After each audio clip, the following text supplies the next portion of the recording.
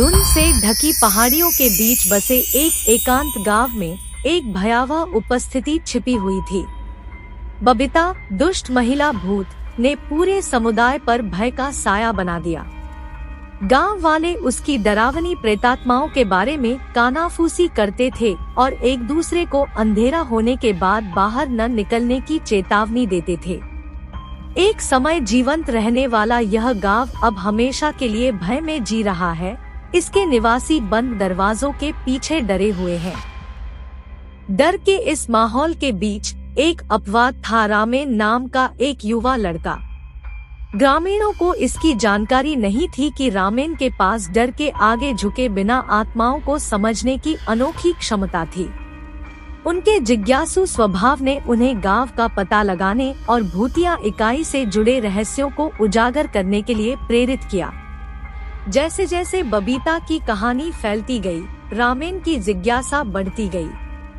वह अलौकिक आकर्षण का विरोध नहीं कर सका और उसने भूत की पीड़ा को समझने के लिए उसका सामना करने का फैसला किया।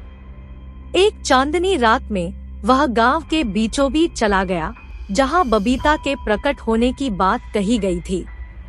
जब रेमन भयानक सन्नाटे में खड़ा था तो पेड़ों के बीच से ठंडी हवा फुसफुसा रही थी। अचानक उसके सामने एक फीकी भूतिया आकृति उभरी, खूंखार बबीता। उसका पीला चेहरा उदासी से विकृत हो गया था। आंखों में गहरा दोहक झलक रहा था जो जीवित और मृत के बीच की सीमा को पार कर गया था। दबी जुबान में बताई गई कहानियों के विपरीत बबीता ने रमेन पर द्वेष की भावना से हमला नहीं किया। इसके बजाय वह शोक भरी फुसफुसाहट में उन दुखद परिस्थितियों को याद करते हुए बोली जिनके कारण उनकी असामयिक मृत्यु हुई। रेमन ने सहानुभूति के साथ सुना, उसकी कहानी के उन धागों को सुलझाया जो विश्वासघात और हृदय विदारक से बुने हुए थे। समय के साथ रामेन और बबीता के बीच एक असामान्य संबंध विकसित हो गया। वह भूतहा क्षेत्र और जीवित लोगों के बीच सेतु बन गया और पीड़ित आत्मा को सांत्वना प्रदान की। रेमन की सहायता से बबीता की पीड़ा कम होने लगी और जिस वर्णक्रमीय उपस्थिति ने एक बार गांव को आतंकित कर दिया था, वह अपने पूर्व स्वरूप की एक फुसफुसाहट में बदल गई। भूत के साथ रेमन के अनोखे रिश्ते की बात पूरे गांव में फैल गई, जिससे भयभीत निवासियों में उत्सुकता और आशा जग गई।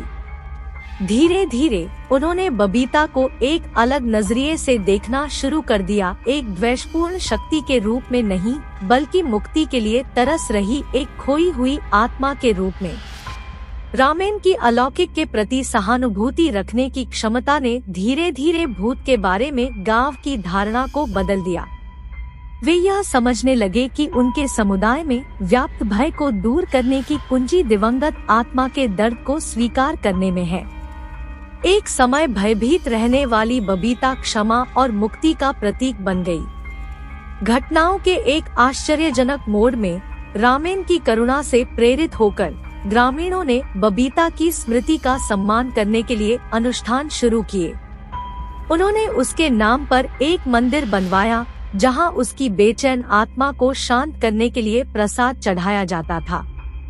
डर का माहौल खत्म हो गया। उसकी जगह एक नई समझ और उस वर्णक्रमीय उपस्थिति की स्वीकृति ने ले ली जो एक बार उनके जीवन को परेशान करती थी। रामेन की बहादुरी और करुणा ने न केवल गांव को भय की चपेट से मुक्त कराया, बल्कि जीवित और मृत के बीच की दूरी को भी पाट दिया। एक भूत से दोस्ती करने वाले लड़के की कहानी एक किंवदंती बन गई, जो पीढ़ी दर पीढ़ी एक अनुस्मारक के रूप में चली गई कि कभी-कभी समझ और सहानुभूति सबसे भयावह भूत को भी दूर कर सकती है।